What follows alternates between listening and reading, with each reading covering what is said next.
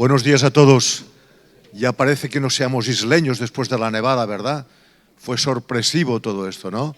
Pero qué bueno, gloria a Dios por su misericordia, porque esto nos garantiza agua para el verano, ¿verdad? Pues me alegro mucho de estar aquí con vosotros y me gustaría que continuáramos con las Biblias abiertas en Apocalipsis 2, que se nos ha leído ahora, que es, dijéramos, un poco la continuación de estos mensajes a las 7 iglesias que estamos teniendo últimamente. Vamos a orar, pero antes de todo, Señor, ahora queremos que sea tu Espíritu Santo el que nos dé lo que nosotros necesitamos en este momento de esta palabra, Señor. Que tomes tú la espada, Señor, que tomes tú la espada y la manejes de la manera más adecuada para que podamos llegar al punto donde tú quieres que llegamos. En el nombre de Jesús, amén. Bueno, hermanos, estamos con las 7 iglesias, el tema de las 7 iglesias. Me gustaría que proyectarais esta diapositiva de la situación de las 7 iglesias, que ya se nos ha repetido, lo hemos visto, pero creo que es bueno, yo por lo menos trabajo mucho con mapas, es bueno, dijéramos, para entender bien el contexto, tener un mapa delante. ¿Ve? Aquí están las 7 iglesias del Apocalipsis, están por aquí. Estamos hablando hoy de la iglesia de Tiatira, que está aquí, ¿verdad? El contexto histórico de toda esta zona es más o menos el mismo, o el mismo, con características diferentes en cada ciudad o en cada iglesia.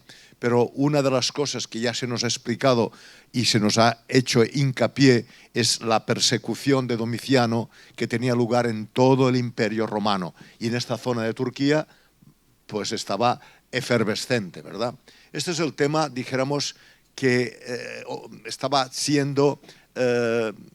estaban viviendo esta gente, sobre todo los cristianos, sobre todo esta tremenda persecución en todo el imperio. Fíjate qué interesante, y luego vamos a ver el porqué. La palabra Tiatira dice, o sea, la traducción literal, que es un poco complicado traducir literalmente, pero dice activa en sacrificios. Un lugar donde había muchos sacrificios de animales, de víctimas que se ofrecían a diferentes dioses. La situación de Tiatira era muy importante. Estaba situada en una vía que unía las ciudades más importantes de lo que se llamaba en aquel momento Asia Menor o lo que es hoy Turquía. Estaba en un enclave muy interesante para promover y para potenciar el comercio entre lo que era la parte asiática, la parte oriental y la parte occidental de Europa, que es donde estamos nosotros ahora.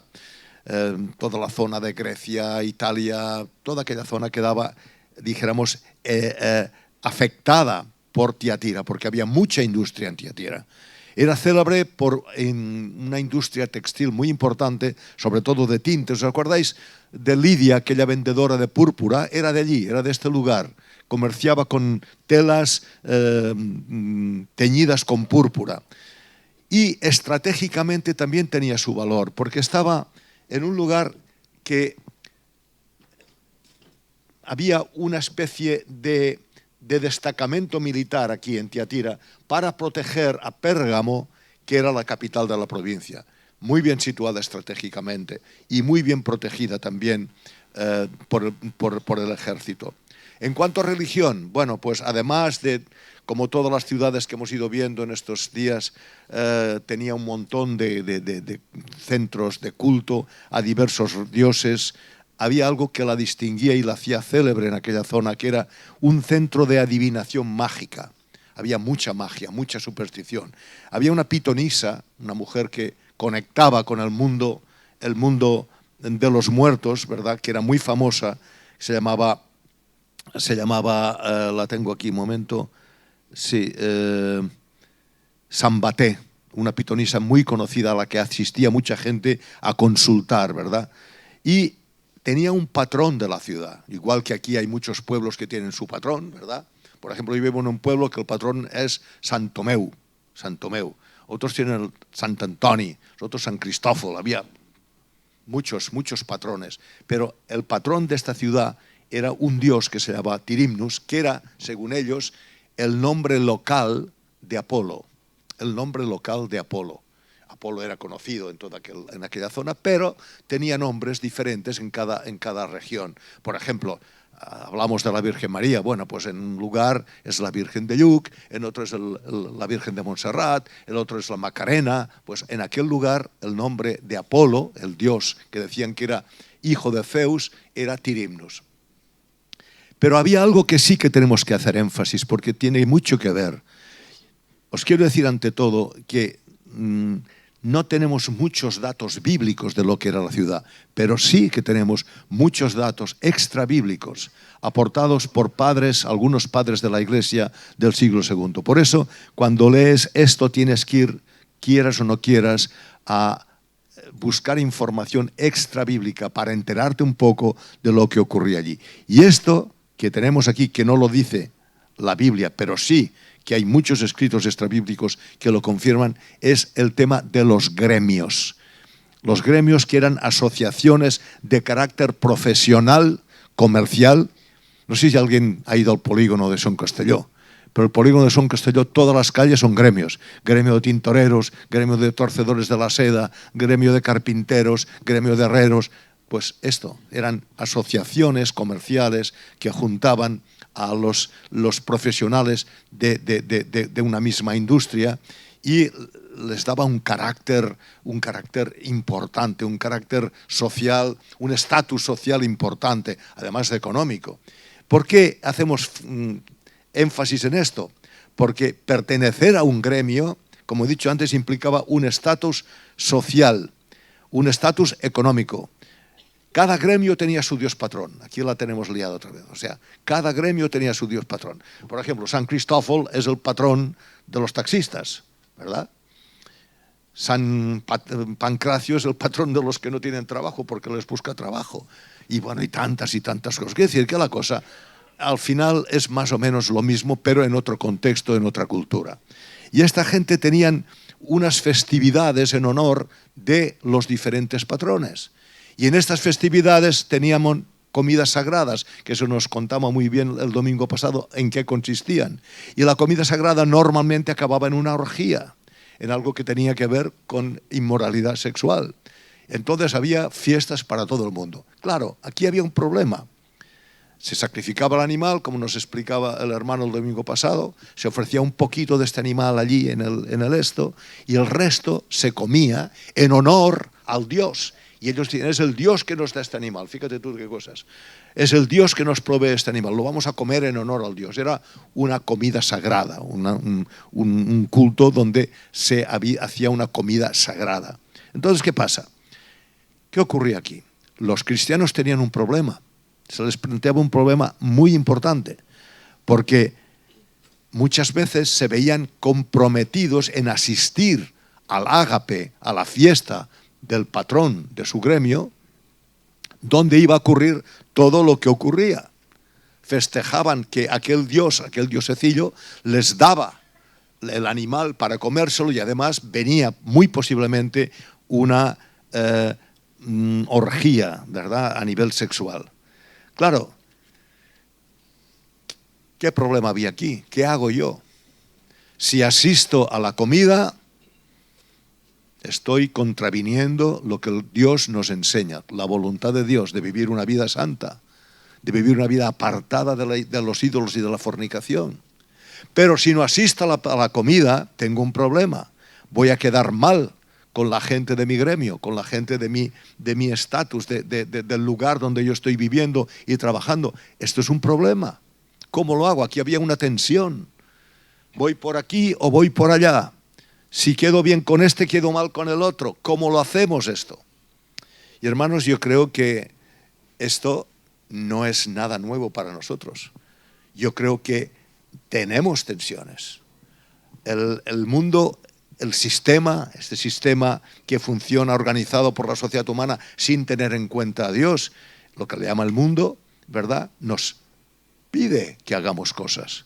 El mundo está interesado, ya que es un mundo que está bajo el poder del diablo, como nos dice Jesús, ¿verdad?, está interesado en promover formas de vida, de una forma u otra potenciar formas de vida, de inculcarnos formas de vida que están totalmente en contra de la voluntad de Dios. Pero nosotros vivimos en el mundo, no vivimos en Marte, vivimos aquí, tocando de pies en el suelo. ¿Y cómo nos lo montamos? Cuando tus amigos te dicen, vamos a una fiesta, vamos a hacer una fiesta, y sabes muy bien que después de la fiesta hay una continuación, hay un suma y sigue. ¿Qué haces? ¿Cómo te lo montas? Tendrás que buscar la manera. La fiesta en sí, ir a cenar con los amigos, no es ningún problema. Pero cuando empiezas a tomar alcohol, entonces se te puede estirar la lengua, o se estira la lengua, y se hablan de cosas que ya no son tan bonitas, tan edificantes. Y luego después de aquel lugar te vas a otro. Y así, hermanos, todos, por lo menos yo me he encontrado con estas disyuntivas y tengo que solucionarlas de alguna manera. Lo importante es decir sí o no. Pero a veces no es tan fácil, a veces estamos muy involucrados. Entonces, claro, el sistema nos quiere controlar, nos ofrece, impone formas de vida como modas, negocios, diversiones, filosofías, religiones, enseñanzas diversas, ¿verdad?, que nos lo está metiendo por las narices. Hay unos medios de comunicación tremendos que son los que están expandiendo lo que el sistema está queriendo.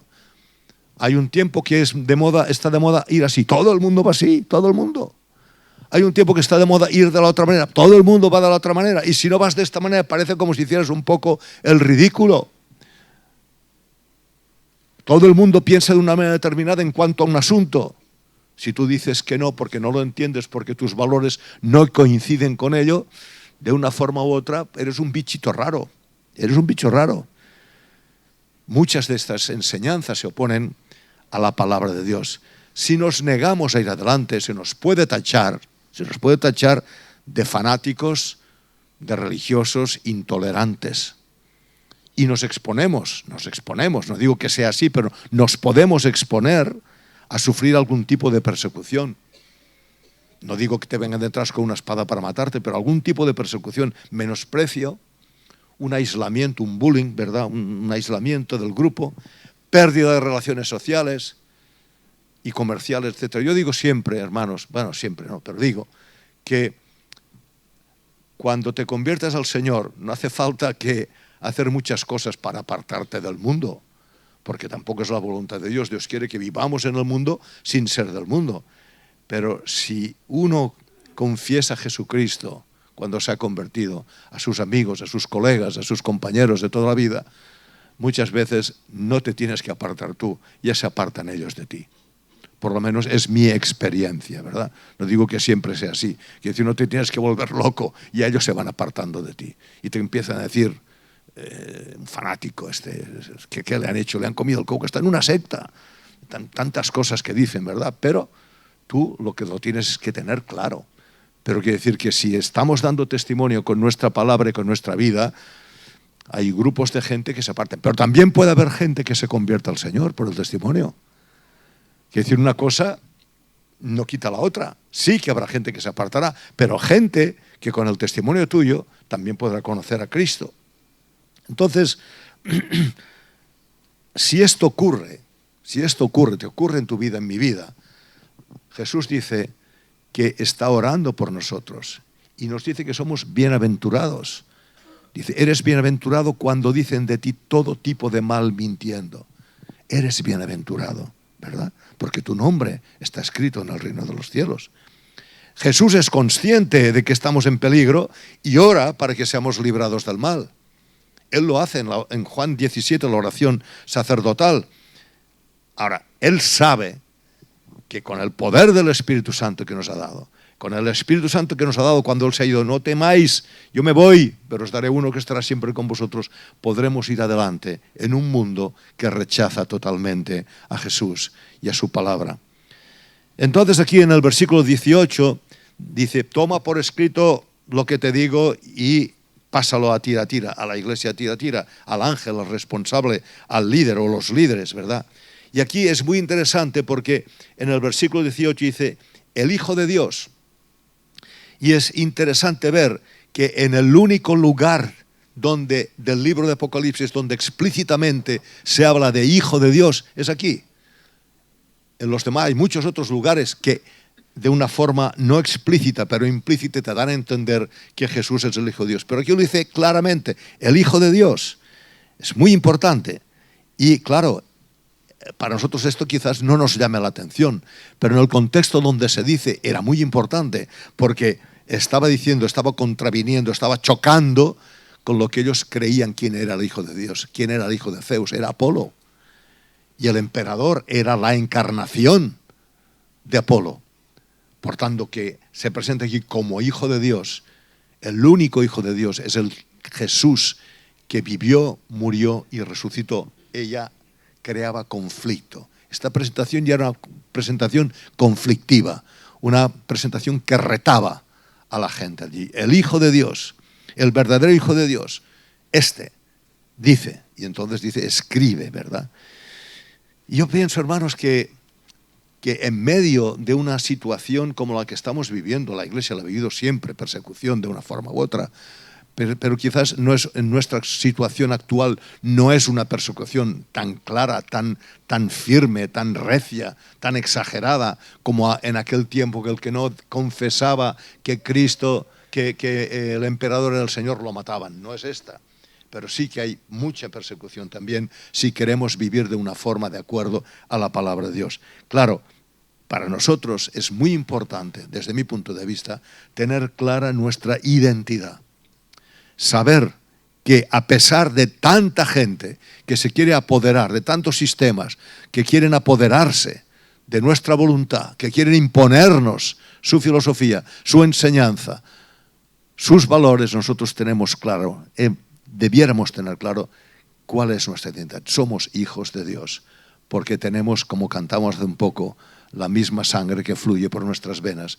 Todos aquellos que en un momento determinado de nuestras vidas hemos recibido a Cristo como nuestro Salvador. Esta es la identidad. Y esta identidad no debiera borrarse por toda la presión que estamos recibiendo del sistema en que estamos de una forma u otra involucrados o viviendo. Y entonces dice, el que tiene ojos llameantes. Y bueno, algún erudito ha pensado que se está refiriendo a unos ojos llameantes de ira, que están en llamas contra el pecado. Es una ira contra el pecado que se expresa en los ojos. Pero yo me inclino más a pensar que es una mirada de fuego, una mirada que traspasa, una mirada que penetra mucho más allá de lo que se ve exteriormente. Una mirada que traspasa toda apariencia, falsedad e hipocresía. Va más allá, va mucho más allá. Y hermanos, todos hemos visto o todos hemos pasado por una radiografía, ¿verdad? Yo creo que todos hemos experimentado esto. O una o muchas radiografías. Por favor, ¿quieres proyectar? Fijaos bien. Una radiografía es una exposición a rayos electromagnéticos que traspasan una parte opaca de nuestro ser, la parte de fuera, y se meten dentro y enseñan y muestran qué hay dentro, qué problema hay dentro, porque no se ve a simple vista. Los ojos llameantes de Cristo ven lo que hay dentro. Lo que hay fuera, ya lo veremos más adelante, es una imagen, es algo que está aquí, que todo el mundo lo puede ver, pero Jesús va más allá y mira lo que hay dentro, como unos ojos como de radiografía, ¿verdad? Entonces puede atravesar los cuerpos opacos y hacer una fotografía de lo interno. Muestra el problema interno, pero no lo que ha provocado el problema, y esto lo vamos a ver más adelante. Puede mostrar que tienes el hígado hecho polvo, pero no te dice si ha sido por una infección, si ha sido por una cirrosis alcohólica o mil cosas más. Puede enseñar que hay un hueso roto, pero no te dice cómo te rompiste el hueso, si fue con un golpe, una caída, etcétera, etcétera. O sea, está limitada la radiografía. No puede fotografiar el alma, no puede fotografiar tus sentimientos, tus deseos. Pero aquí lo vamos a ver más adelante, la mirada de Jesús va mucho más allá de simplemente ver el problema que hay en lo interno. Lo vamos a ver. Y entonces dice aquí, bueno, yo sé cómo eres tú realmente, versículo 19, yo conozco lo que haces, yo sé muy bien lo que estás haciendo, nadie me tiene que venir a contar nada, yo lo sé. Yo sé de tu amor, yo sé de tu fe, Yo sé de tu paciencia, está hablando de 3 frutos del Espíritu Santo, Gálatas 5, 22 y siguientes. Yo sé todo esto, lo sé muy bien. Yo sé que este ágape, este amor y esta fe, esta confianza que tienes en mí, son lo que te permite trabajar. Es algo genuino, es algo que no estás de una forma u otra queriendo producir. Esto lo he producido yo sé cómo vas. Lo que motivan tus obras, yo sé cuál es. Y muestran el verdadero carácter cristiano. Yo ya lo sé. Sé cómo eres y sé lo que haces. También sé que tienes paciencia. Y aquí es muy importante esta palabra porque hay 2 acepciones en el griego. Una que es aquella paciencia de la que nos habla Gálatas 5:22 en los frutos del Espíritu Santo, que es una resignación, una perseverancia, ¿verdad?, bajo la prueba, ¿verdad?, en una situación difícil, ¿verdad? Y el Señor nos da paciencia.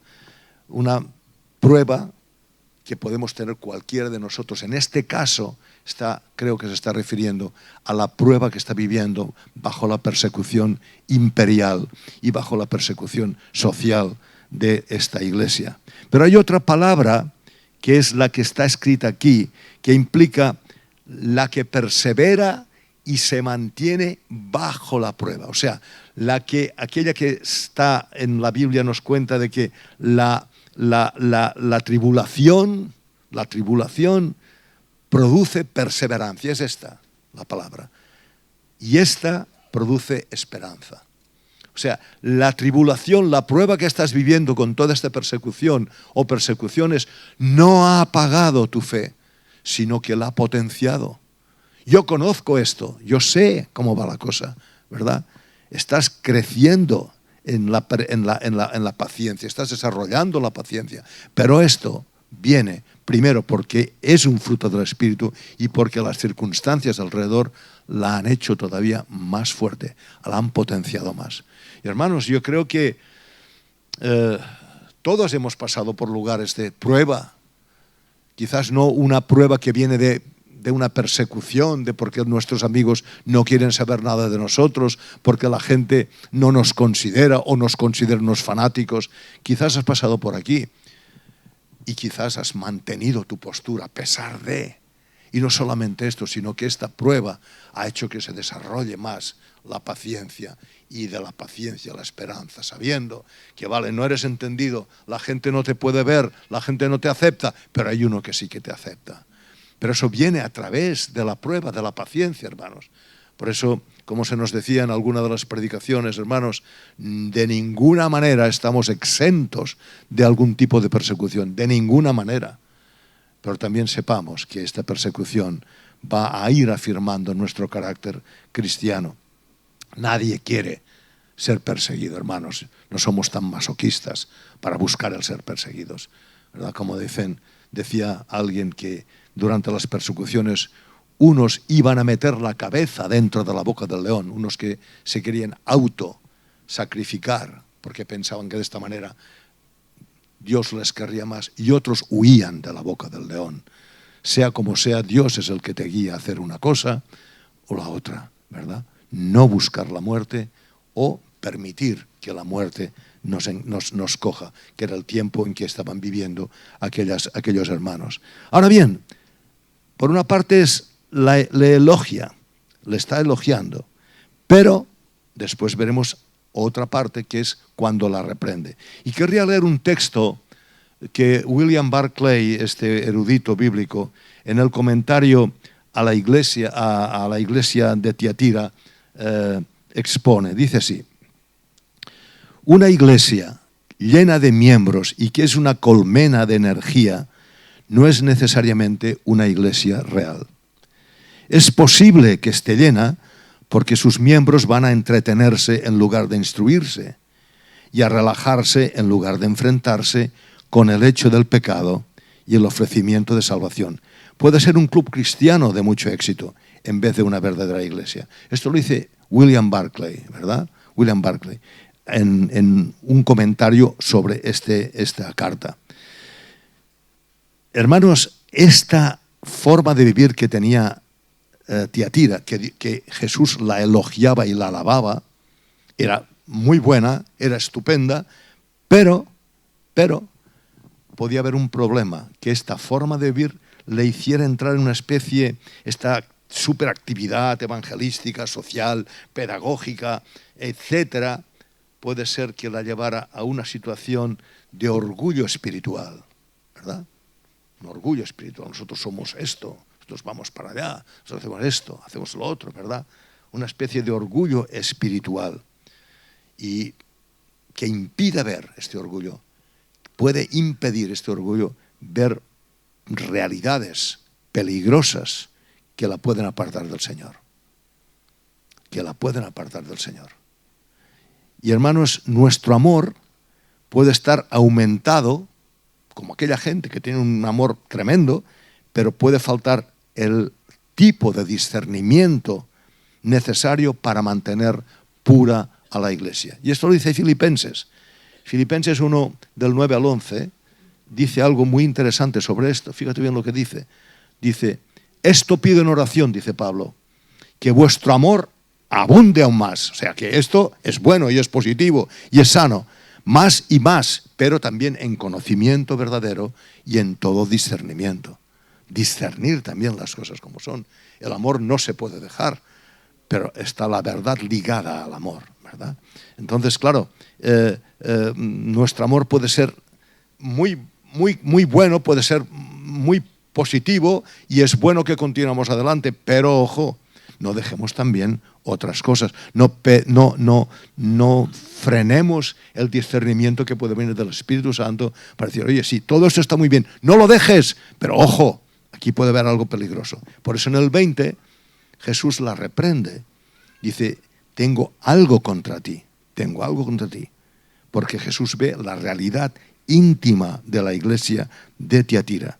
Su mirada iba más allá de lo que se vería exteriormente. Exteriormente era una iglesia, como dice Barclay, un foco tremendo, una colmena de actividad, de obras, cosas que iban en aumento, ¿verdad? Increciendo, ¿verdad? Hoy haces esto, pero mañana todavía haces más. Sí, todo esto está bien. Pero Jesús ve que hay algo, un foco de infección allí, que un día puede destruir a la iglesia. De hecho, esta iglesia a mediados del siglo II desapareció. Desapareció esta iglesia de Tiatira. No sabemos si es por esto que el Señor le está diciendo que está mal o por otras causas. No lo sabemos, no nos lo dice. No he encontrado información sobre esto. No debe dejar de hacer lo que hace, pero debe estar atenta al peligro. Jesús lo está avisando. La iglesia, aunque era una iglesia madura, una iglesia que trabajaba, una iglesia que funcionaba, que se desarrollaba, sí, pero estaba teniendo un problema. Estaba permitiendo, versículo 20, tolerando, permitiendo que una señora metiera, dijéramos, una enseñanza, manipular a la iglesia de tal manera que la iglesia podía ser gravemente tocada y apartarse del Señor. No debe dejar de hacer lo que hace, pero tiene que estar atenta, porque consentía algo muy duro. Una mujer estaba haciendo un trabajo tremendo. Entonces, aquí lo que vemos es que la tolerancia del mal era el pecado que acosaba a la iglesia de Tiatira. Tolerar el mal. Algunos creen que el amor, el ágape, el amor exige ser tolerantes, incluso con personas que pueden corromper la vida moral y espiritual de una congregación. Hay que ser tolerante. El amor. Sí, pero sería bueno que pudiéramos ver en 1 Corintios 13 cuáles son las características del verdadero amor, del ágape. Porque hay muchas cosas que dice allí acerca del amor, ¿verdad? Entonces debiéramos ver estas características, porque el problema es que allí había mucho amor, pero se estaba tolerando algo que podía destruir totalmente la iglesia. Había un líder de nueva era, dice en un momento, nosotros lo toleramos todo menos la intolerancia. ¿Verdad? Parece bien hasta cierto punto, ¿vale? Pero cuidado, cuando tolerar algo implica un peligro añadido para que otros sean perjudicados, ya no estamos actuando de acuerdo al amor. no estamos actuando de acuerdo al amor. Si mi tolerancia hace que alguien pueda ser perjudicado moral, espiritualmente, no estoy actuando de acuerdo al amor. Una característica de ágape en 1 Corintios 13 es que el amor no hace nada indecente, no hace nada indebido, no hace nada incorrecto. Es una característica de ágape. Lo podéis leer en 1 Corintios 13. Y esta tolerancia que está teniendo Tiatira con esta mujer está, dijéramos, encendiendo la ira de Dios. Está entristeciendo al Señor. Está invitando que el juicio venga sobre Tiatira. Entonces aquí nos encontramos con la Jezabel, esta mujer. Jezabel, una mujer que se autollamaba profetisa, era una mujer influyente en la iglesia, muy influyente, hasta el punto que tenía un carisma personal que seducía, cautivaba, hechizaba, manipulaba a los hermanos, y no solamente a gente muy, dijéramos, muy floja, muy novata, sino a siervos, gente que habían decidido servir al Señor, ¿verdad? Dice, enseña y seduce a mis siervos, está seduciendo a mis siervos, gente madura, gente que ya sabían lo que hacían, que habían decidido que Jesús fuera el Señor y le querían servir. Les atraía hacia ella, pero ¿con qué propósito? Para engañarles, para extraviarles, para descarriarles. Este es el propósito de Jezabel. Probablemente Jezabel era un nombre simbólico, era una especie de mote. Ningún judío hubiera puesto a su hija Jezabel.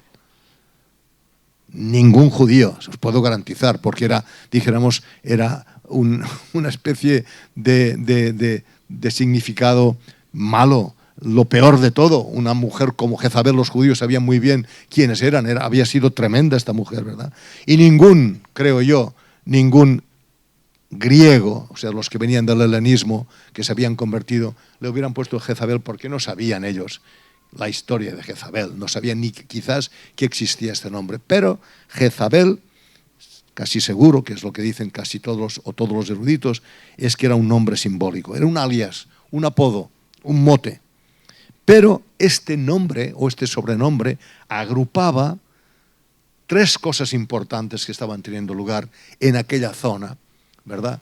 Y una era la obra de Balaam, que nos estuvo presentando el hermano el domingo pasado en la carta a Pérgamo. Estaba hablando, la obra de Balaam quedaba incluida en la forma de actuar y en el carácter de Jezabel.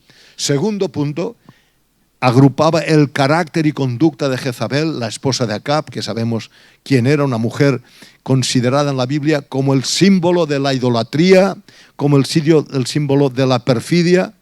Es aquella mujer que persiguió a Elías para matarlo, que Elías se huye de ella porque estaba pendiente de un hilo su vida, le incitó a hacer lo malo a Acab, eliminó el culto a Jehová, estableció la idolatría con Baal y Asera, edificando un templo para uno y para el otro. Y la diferencia entre Balaam y Jezabel era que Balaam podía aconsejar, pero Jezabel mandaba, tenía poder para mandar.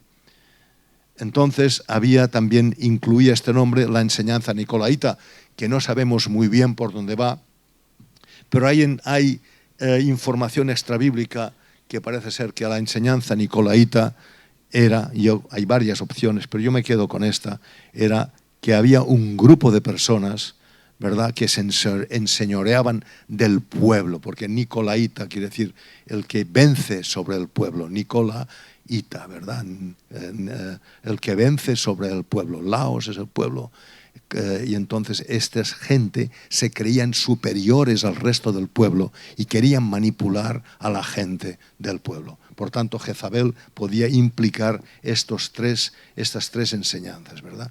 Su palabra decía que provenía de Dios, era una profetisa, decía que era profetisa, dice ser profetisa y enseña y seduce a mis siervos, pero no provenía de Dios, porque de una forma u otra estaba en contra de las enseñanzas de las Escrituras. Por tanto, no provenía de Dios.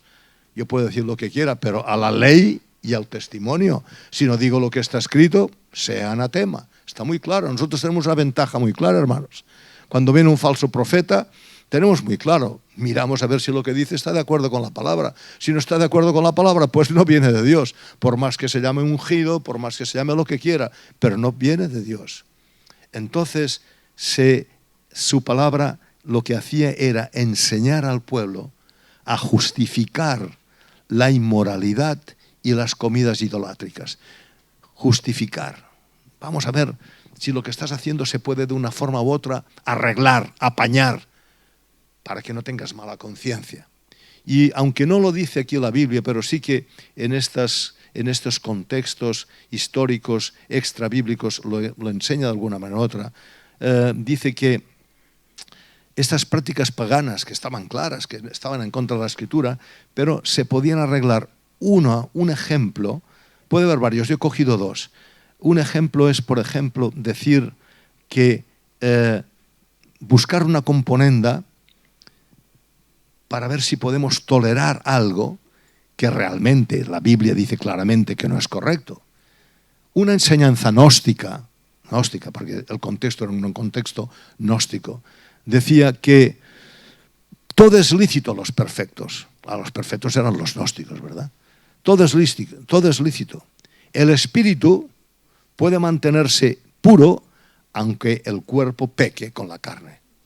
Como la carne es mala y al final ya sabemos cuál va a ser su esto, pues tú con la carne haz lo que te dé la gana, pero con el espíritu, ojo al dato, porque el espíritu tiene que mantenerse puro. Si ya me explicarás cómo te lo arreglas, pero vaya, esto es lo que enseñaba esta gente. Otra práctica, y esto parece ser bien documentado, es que la carne que sacrificaban a los ídolos, de verdad, era una carne contaminada, pero la podías comer si antes exorcizabas la carne, si echabas los demonios que hubiera podido tener la carne al contaminarse. O sea, chapuzas, componendas, arreglos, apaños para poder estar con un pie en un sitio y con un pie en el otro. Hermanos, no sería correcto de hablar de Jezabel en nuestros tiempos, en nuestra iglesia, en nuestra comunidad, como un demonio que opera dentro de la iglesia, al cual se puede identificar. Mira, este es el demonio de Jezabel. Y entonces echar fuera. No creo que este fuera el caso. Pero, más bien debiéramos pensar como Jezabel una forma de enseñanza o de actuación que influencia a la iglesia para hacer cosas que están en contra de la palabra de Dios. Una forma sutil, puede ser enseñada, puede ser potenciada, puede ser desarrollada por hombres o mujeres. Pero, como dice 1 Timoteo 4:1, estos hombres y mujeres son inspirados por espíritus demoníacos. Cuidado, ojo al dato. No es un demonio que anda por ahí. ¡Demonio de Jezabel, fuera! No. Puede ser algo mucho más sutil, una enseñanza que va planeando, que va incrustándose, que se va metiendo, ¿verdad? Y va haciendo su trabajo y puede ser enseñada por hombres, mujeres, no hay problema. Pero los que inspiran esto, de acuerdo a 1 Timoteo 4:1, son demonios. Es muy importante entender esto, hermanos. En un momento que hay tanta enseñanza, hermanos, que no viene de la gracia, que no viene de la gracia, que no está inspirada en la gracia y el amor de Dios y para darle gloria a Dios, sino que está inspirada en obras, en tantas cosas complicadísimas que hay, porque hay cosas muy, muy difíciles para creer, pero hay gente que se las cree.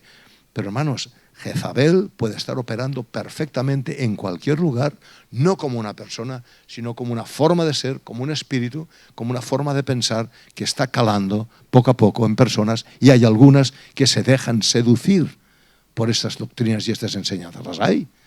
Las hay. Entonces, hermanos, el objetivo, creo yo, en este contexto, es hacernos pensar que el negocio, la vida social, la vida, dijéramos, de estudios, ¿verdad? Pueden separarse de la vida cristiana cultica. O sea, lo que hago hoy aquí es una cosa, pero luego cuando salgo a la calle yo puedo hacer las cosas de otra manera y encuentro justificaciones y encuentro componendas. Vale, ya he ido al culto, ya he cantado, ya he orado, todo esto, pero ahora ya terminó el culto. Entonces voy a vivir mi vida de cada día, en el trabajo, en los estudios, donde sea. Entonces yo creo que aquí es donde podemos buscar estas componentes. Voy a poner algunos ejemplos. Hay más, cada uno puede poner el suyo. Pero, por ejemplo, la Biblia dice que mentira es todo aquello que no es verdad. Pero nosotros podemos decir, pero hay mentiras que son blancas, mentiras piadosas, mentiras que no hacen daño a nadie. Esto es una componenda. Esto es una componenda para justificar algo. Por ejemplo, otra podría ser, la fornicación es un acto sexual fuera del matrimonio. Pero nosotros podemos decir, pero es que hay amor. No es que coja la primera o el primero que pase. No, estos tienen amor, estos hay amor. Justificamos algo que la Biblia dice que es pecado. Hemos hecho una componenda, hay amor.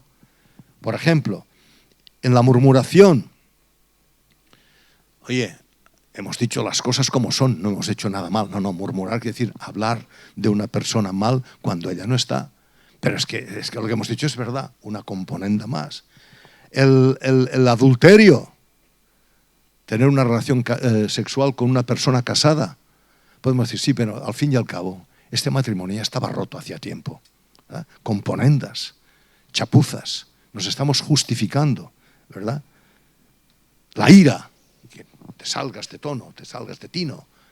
Sí, pero es que esta persona es que me saca de quicio. La culpa no es mía, es que esta persona me saca de quicio.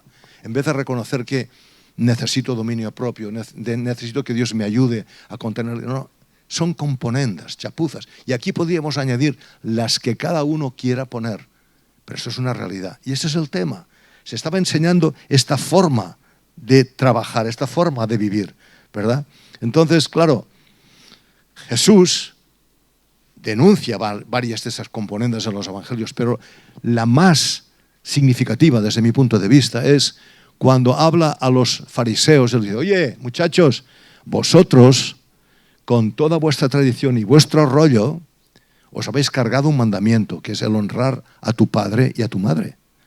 Y decís, no, yo con lo que quería honrar a mi padre, lo pongo como corbán, lo pongo delante de Dios, lo pongo delante del templo, y con esto ya no tengo que dar a mi padre.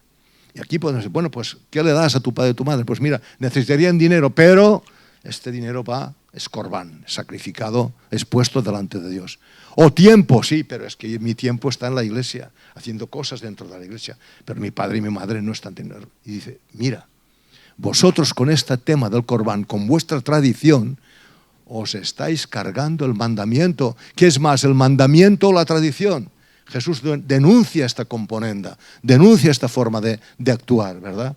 Entonces, yo creo que tenemos que ir con mucho cuidado, porque hay mucha cosa, mucha enseñanza, mucha doctrina, falsa doctrina, que está permeando la iglesia, traída por Jezabeles, por personas que de una forma u otra tienen carisma, se acercan, son fáciles de encontrar, se comunican de una manera muy agradable y nos están metiendo, dijéramos, ¿verdad?, estas enseñanzas falsas.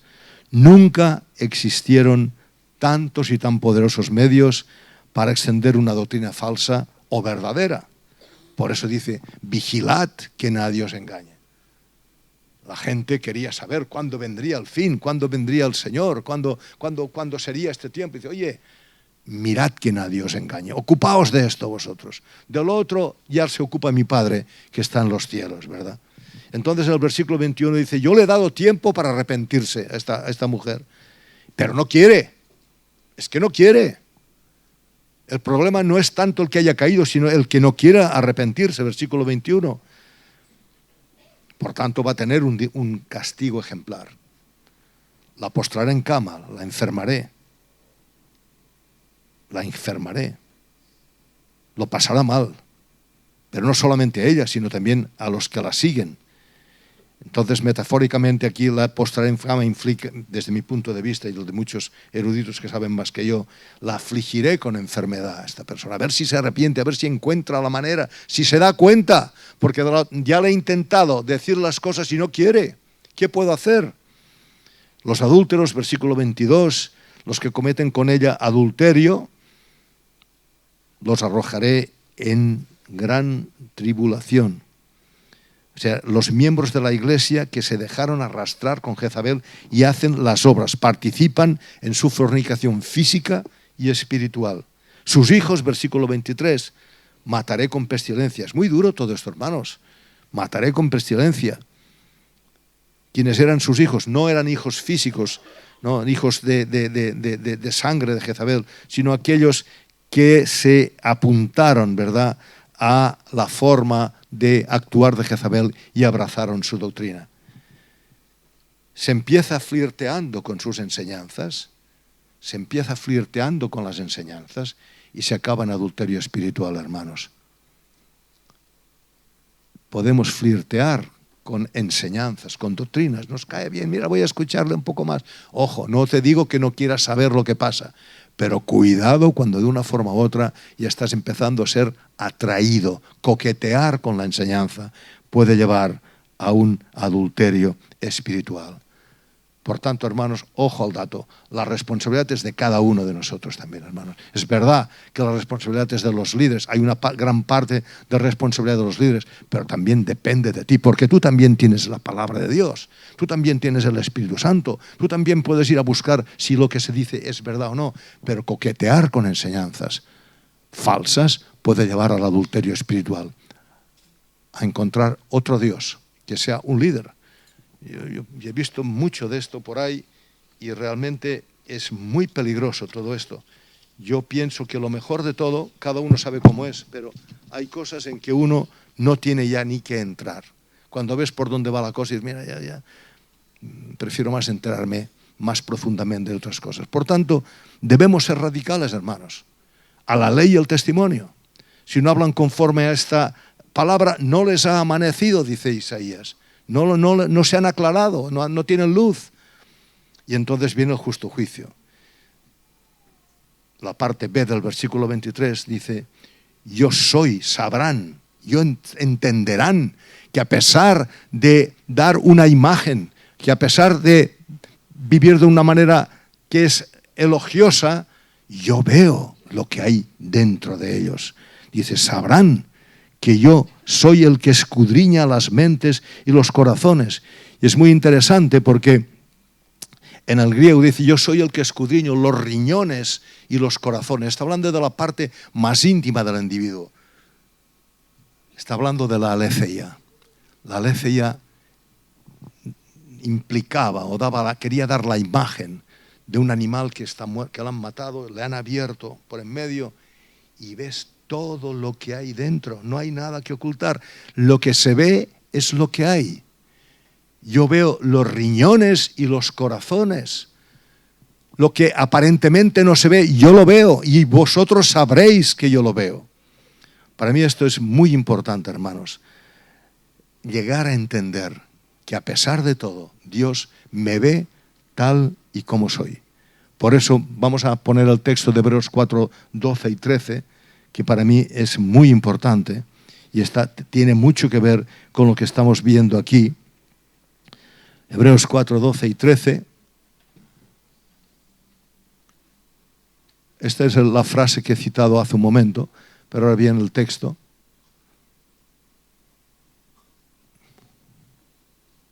Lo hemos leído antes, Hebreos 4, 12 y 13. Fíjate. ¿No sale? Bueno, pues podéis abrir la Biblia y lo buscamos en la Biblia, ¿eh?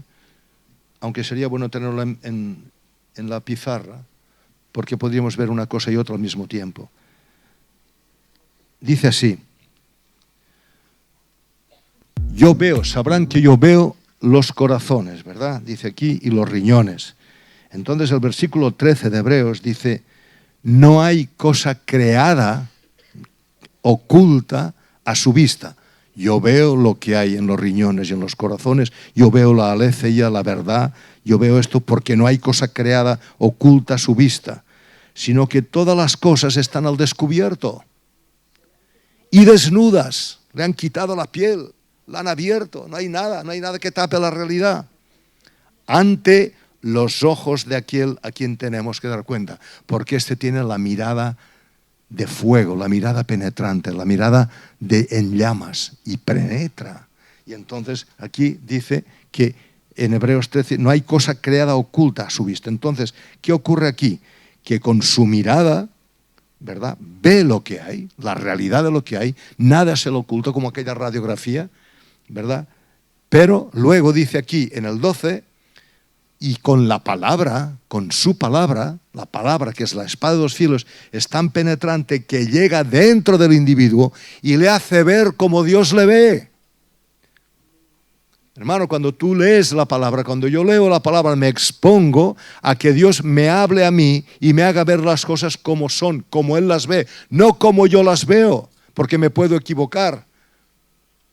Pero con su palabra me dice lo que Él ve y me lo hace entender, porque es penetrante hasta partir el alma y el espíritu, hasta la frontera, como dice, entre el alma y el espíritu, ¿verdad? Y entonces yo veo lo que Él ve.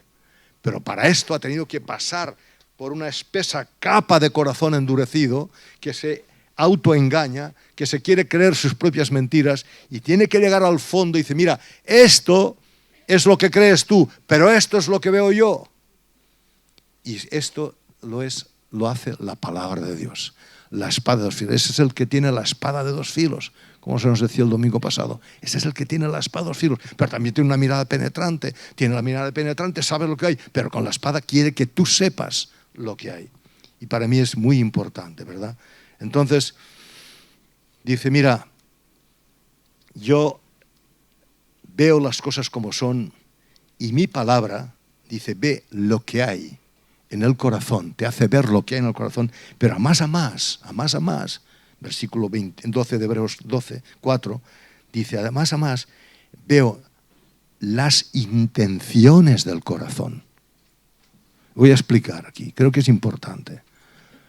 Veo no solamente lo que piensas, que tú también lo puedes ver si quieres, no solamente lo que sientes, que tú también si quieres lo puedes ver si eres honesto. Por ejemplo, si estás sintiendo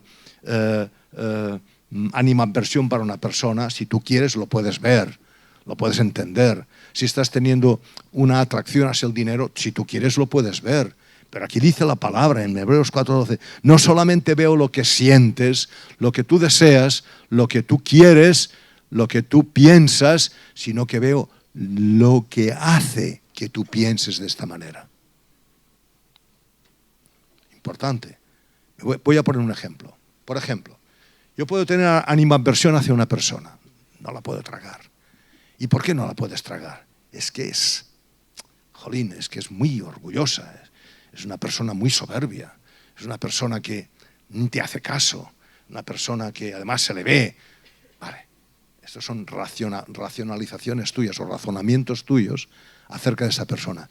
Pero la palabra de Dios que penetra hasta lo más profundo dice, la verdadera razón por la que tú no puedes ver a esta persona es porque tienes celos. Sí que podemos ver que tenemos animadversión hacia una persona, pero la verdadera razón quizás no la vemos, pero la palabra de Dios al penetrar dentro de ti dice, no, la verdadera razón son celos. Y tantas cosas como esta, ¿verdad? Hermanos, esta exposición a la palabra de Dios nos hace ser heridos por la espada de dos filos, pero nos hace llegar a entender lo que Dios entiende, no lo que yo quiero entender. Por eso no solamente ve los pensamientos, los deseos, las emociones, sino ve lo que produce estos pensamientos, estos deseos y estas emociones. Y entonces dice, bueno, pero ahora el vencedor, aquellos, ¿quiénes son los vencedores? Aquellos que no han entrado, los que han guardado mis obras, no las obras de Jezabel, los que han guardado mis obras hasta el final, hasta el fin, aquellos que han vencido, aquellos que a pesar de la persecución, aquellos que a pesar de tantas cosas en contra, han ido adelante y han perseverado. A estos les voy a dar autoridad sobre las naciones, gobernarán conmigo. El Cristo glorificado compartirá su autoridad con sus seguidores fieles. Participarán no solo de su reino, sino también de su gloria. Hermanos, como veis, en cada carta, a cada iglesia, empieza, escribe, pon por escrito lo que yo te voy a decir, ponlo por escrito. para que, y acaba, el que tiene oído, oiga. Pon por escrito, y aquí hay dos verbos muy interesantes, el que tiene oído, el que tiene oreja, el que tiene la posibilidad de escuchar, de oír el sonido, que escuche, que oiga, que entienda lo que se le dice. Podemos oír muchos sonidos, pero no entendemos lo que se está diciendo, ¿verdad? Podemos oír sonidos, pero no entiendo. Podemos hablar, pero no nos estamos comunicando. Hay una canción muy interesante que ya sé que los que somos de la edad dinosaurica la conocemos, pero quizás hay otros que no, porque fue escrita en 1964, pero quizás algunos la hayan oído. ¿Quieres ponerla, por favor? La escribió Simon y Garfunkel en el año 1964. Se titula The Sound of Silence, el sonido del silencio, ¿verdad? Si la quieres poner, sería bueno, porque hay algo interesante.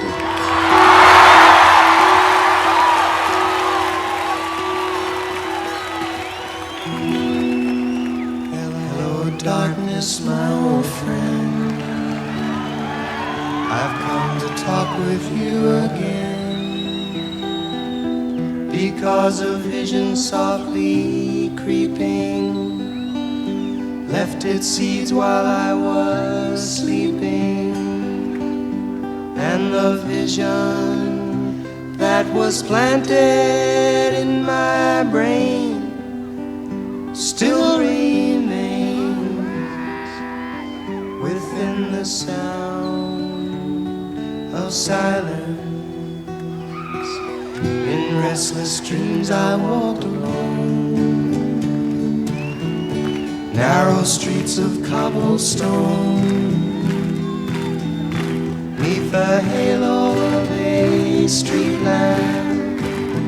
I turned my collar to the cold and damp, when my eyes were stabbed by the flash of a neon light that split the night and touched the sound of silence. ¿La conocíais esta canción? ¿Sí? Aún los que no somos de la época dinosaurica, ¿lo conocíais?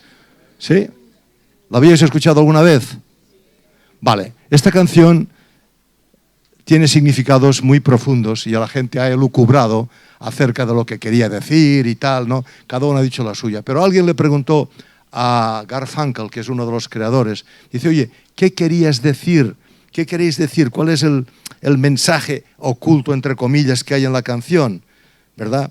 Y entonces Garfunkel dice, mira, lo que queremos aquí denunciar es la incapacidad de las personas para comunicarse profundamente entre ellas, ¿verdad? De corazón, íntimamente. Esto es lo que queríamos un poco denunciar en esta canción.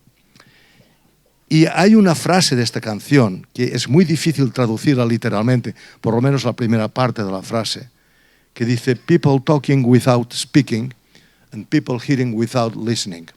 Es un poco complicado, ¿verdad?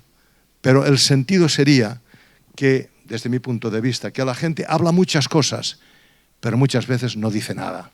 No dice nada trascendente, no dice nada importante, no dice nada que me comunique lo que siente en el corazón. Y que la gente está oyendo, pero no está escuchando.